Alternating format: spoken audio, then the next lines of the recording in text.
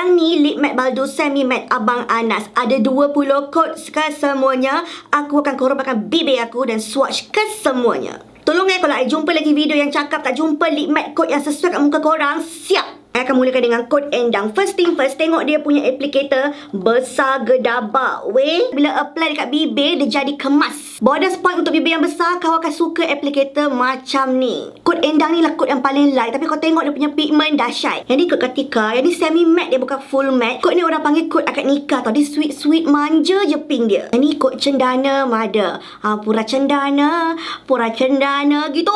Kod dia semua unik-unik ya, sangat klasik macam zaman hang tua. Semi matte ni best tau sebab dia bagi blurring effect. Kalau korang perasan bibir aku tengah kering gila ni, galisan bibir dia pun sangat obvious. Tapi bila I pakai lip matte ni, kau tengok effect blurring. Yang ni kod Juwita tau, dia macam Barbie pink. Memang cantik untuk fair to medium skin tone.